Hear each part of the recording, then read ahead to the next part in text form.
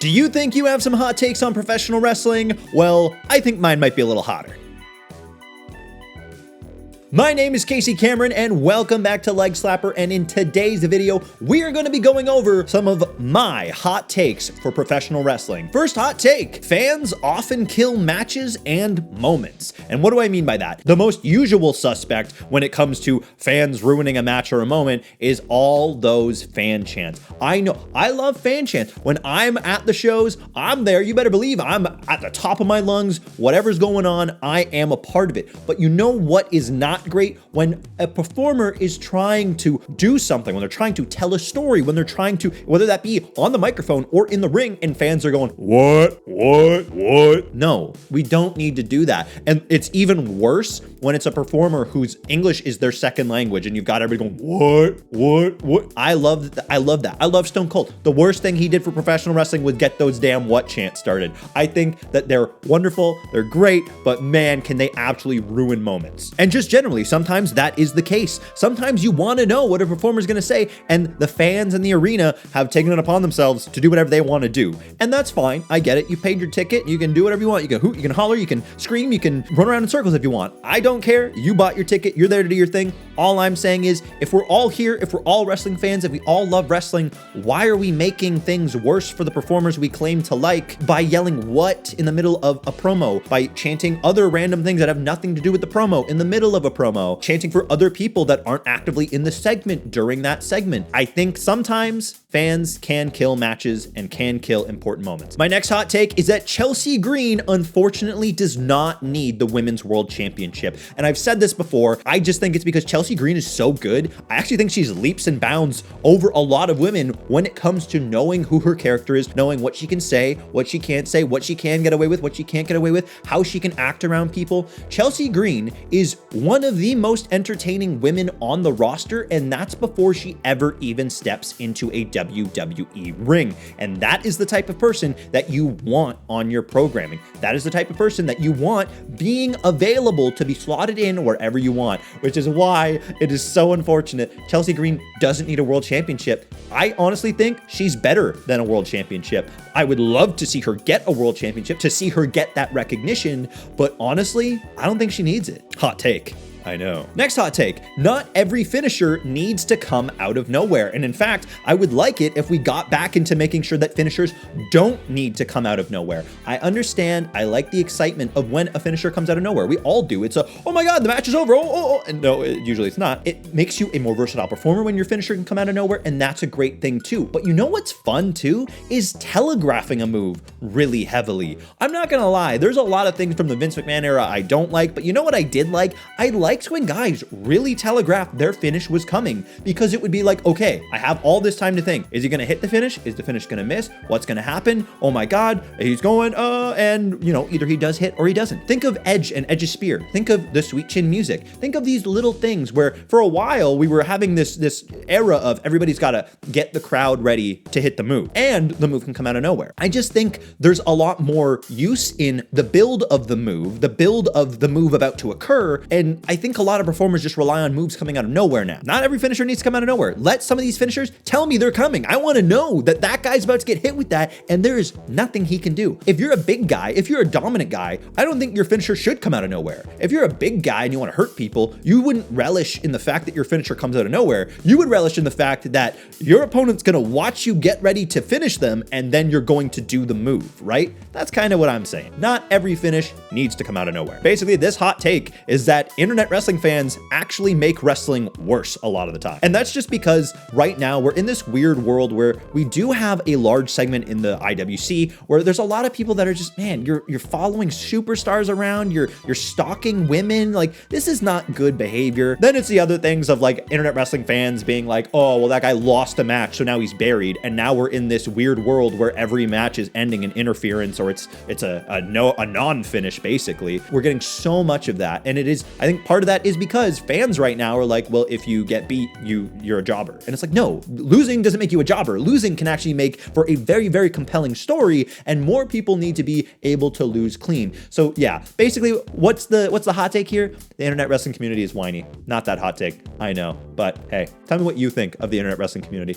I would like the internet wrestling community to become more of a positive place, to get rid of a lot of that whining and make it a place where we're just fans who love professional wrestling. I hope you feel like I do, and if you do, hopefully you'll stick around, like the video, subscribe, as we get to more hot takes. The next hot take is that Legend part-time runs are not always good for talent. And what I mean by that is, yes, I understand that bringing in a Legend is a draw, and that's a good thing for the industry overall, but objectively, it is really bad for talent. It takes a spot from talent that probably should be in that spot, especially if it's a Legend who can't go anymore, isn't going to be around for very long, and is really either here for a one-off match or a short, crappy story that typically happens. This is going to sound bad, and I don't mean it this way. Trish Stratus. I really like Trish Stratus. I'm shocked by how well she is still able to go in the ring. It's super impressive. Has she been a part of a good story since she's really come back? Not really. I mean, if you like her stuff, power to you. I love Trish Stratus. I just don't think she's been interesting when she came back. When it's not good is when a Legend comes in, he takes a spot and he's not giving back to the business. An example of this,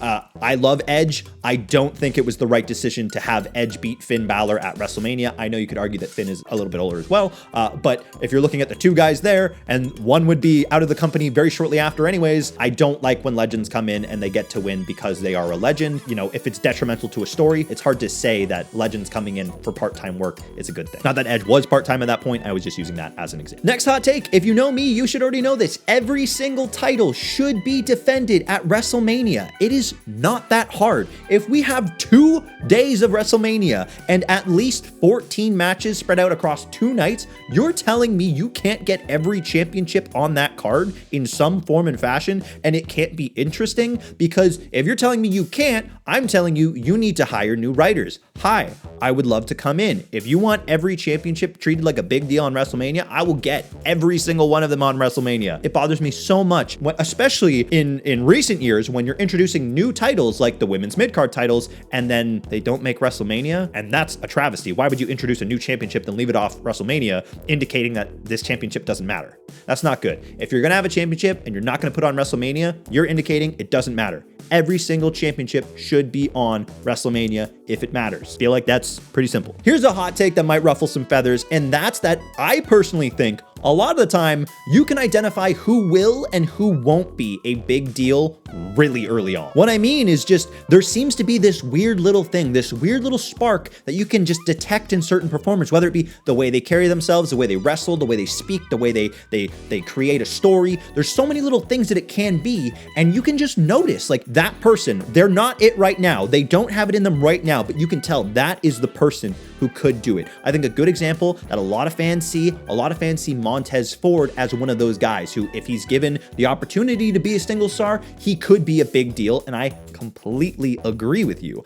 At the same time, unfortunately, I don't see any real upside in Angelo Dawkins coming out of the tag team, right? So that's kind of what I'm talking about here. Not that Angelo Dawkins is not a star. What that means is I don't view Angelo Dawkins as a main event guy, whereas I could see Montez Ford becoming. That's kind of what I mean. And I know you know exactly what I mean. It's the people that are talking about Dominic Mysterio, the people that are talking about Oba Femi. These are guys who you can look at and you can see, wow, look at what's going on. But generally, I would say most of the time, you can see who will be a star really early on. Look at old Steve Austin. Look at old John Cena. Even though you can tell John Cena doesn't really know what he's doing, old John Cena, oh my God. Once he gets into Thugonomics, John Cena is gold the entire time. It is insane. Here's another hot take. Short championship reigns are good too. I know we're in this weird climate where right now it's like, you can't lose. If you lose, you look like a chump. But short championship reigns are really good. They're really good for storytelling. They're really good for giving a lot of different guys a lot of opportunities. And again, they don't even necessarily have to have the title again, but if they have it a single time, they have been elevated to that spot, and they could then be reinserted into that spot if they manage to do well, if they manage to connect with people. We don't always need need year-plus reigns. Sometimes it's a crazy shock that, a Cody Rhodes wins a championship and then a month later he drops it. He lost it. What happened? That's the type of excitement that can be created with short championship reigns. And it's something that I feel like WWE may be interested in tiptoeing toward again.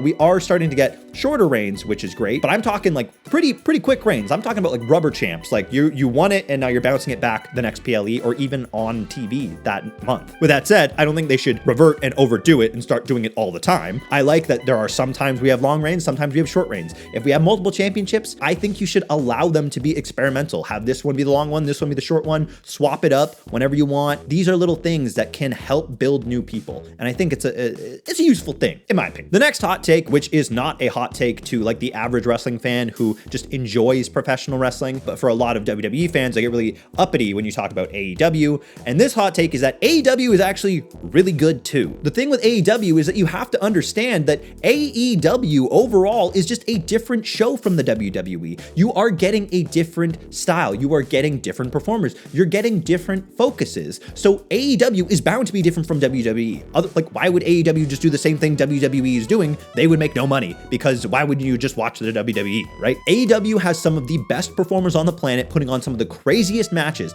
And if you love in-ring work, you should be watching AEW. I will acknowledge some of their storytelling some of the time is not very good. And you could argue that generally AEW in terms of storytelling is on a lower tier than WWE. But AEW has also been doing this a lot less in comparison to the WWE. All I would say is that if you consider yourself a wrestling fan and you for some reason don't like AEW, go give it another chance. If, it's a little too violent for you, if you don't like the storylines, great. But don't just say you don't like AEW because it's not WWE. Here's a hot take I want to hear your opinion on. There should be, at minimum, a title defense every single week. Now, I know that might sound like a lot. That might sound like overexposure of the championships, but I would completely disagree. Let's think about it this way. In the WWE, we now have what?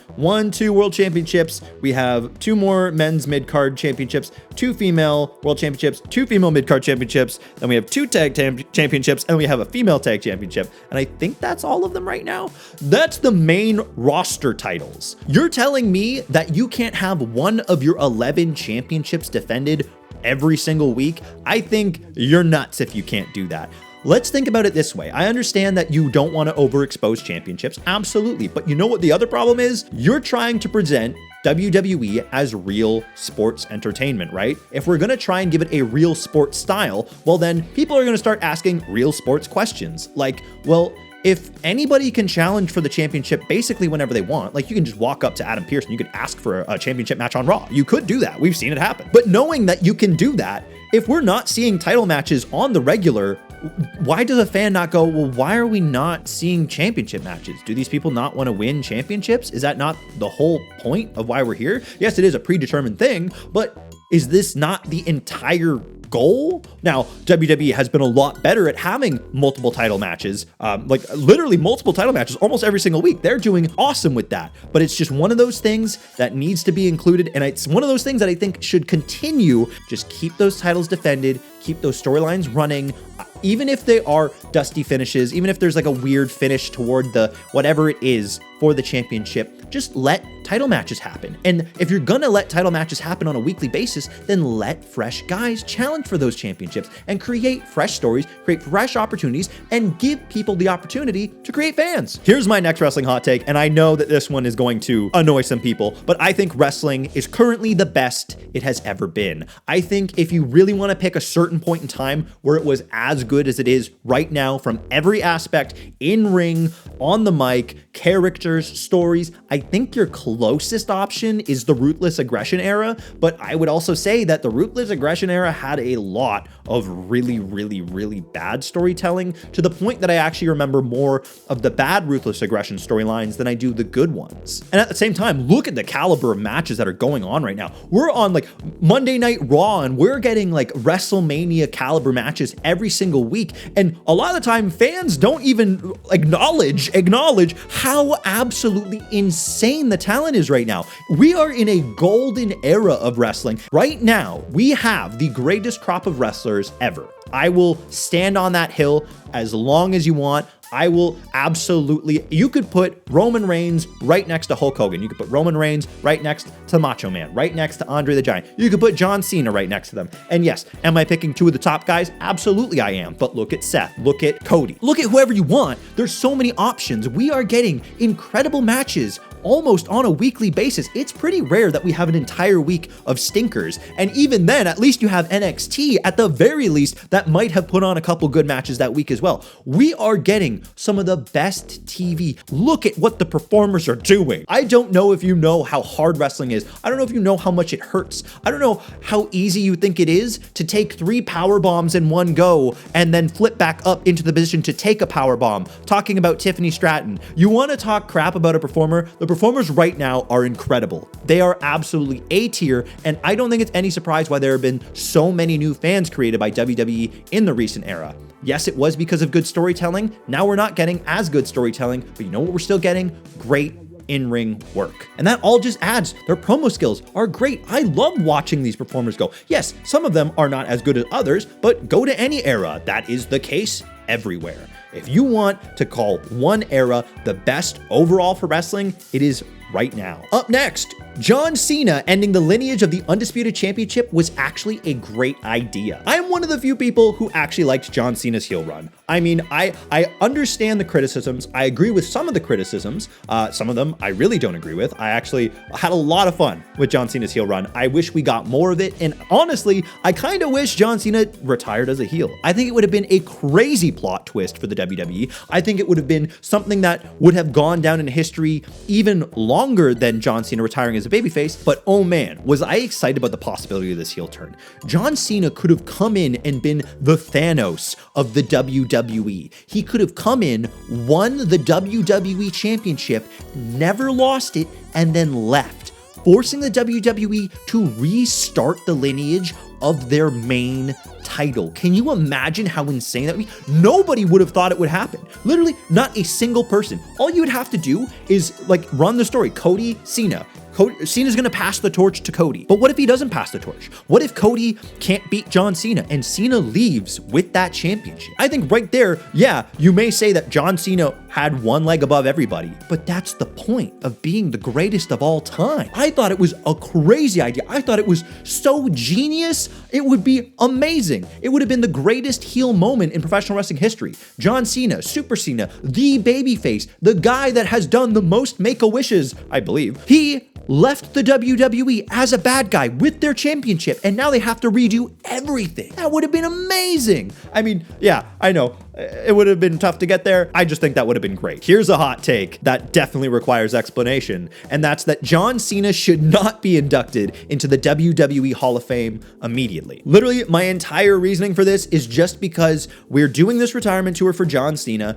So I think maybe what we should do instead of just immediately getting more John Cena is have some time without John Cena. Have John Cena be gone for a little while. We don't need to see him again. If we're gonna put John Cena into the Hall of Fame immediately, that means that John Cena will likely be back on our TV screens as early as after the Royal Rumble, if not even earlier than that, because you're telling me John Cena wouldn't be the headliner of that Hall of Fame class? He absolutely would. So what I'm suggesting is actually wait a couple years. It's not like John Cena needs the immediate placement in the Hall of Fame. We know John Cena's going in the Hall of Fame. He's doing just fine. I would just hold off and then bring Cena back once people miss him enough. That way, him being inducted into the Hall of Fame feels like an even bigger deal. It feels like finally, now is his time. And it gives us that some time away from Cena, so we're not like, oh, well, he's gone, but he's not actually gone because I see him every week. And the final hot take for this video is this. WWE's issues with younger talent are absolutely overblown. You can see a lot of chatter right now in the internet wrestling community about how hard the WWE is going to have it because they're not willing to take chances on younger guys. To that, I would say, huh? We're clearly moving into a Braun Breaker World Championship win. We might even be moving into a Bronson Reed World Championship win if he keeps doing the great work that he's doing. Think about all the guys in NXT that we have to move up. We've got Obafemi that'll be coming soon. We've got Ethan Page that'll be coming soon. And then just think about the entire NXT system as a whole. Think about the WWE ID system. Think about just WWE bringing people right in to their performance center to train from athletics that are outside of wrestling. There's so many options that the WWE has for finding young talent and training them in the WWE way. They are going to be fine. They're not going to have any issues. And as we move into a period where we're going to have a lot of guys retiring in pretty quick succession, a lot of these guys are going to be getting their shots very, very soon. We are going to be moving into a new era full of younger people at the top of the card pretty quickly. So yeah, don't worry. I think WWE is going to be just fine when it comes to creating future stars, okay? Yes, it is a trickier thing than just having young people moving into different spots and being good in the ring.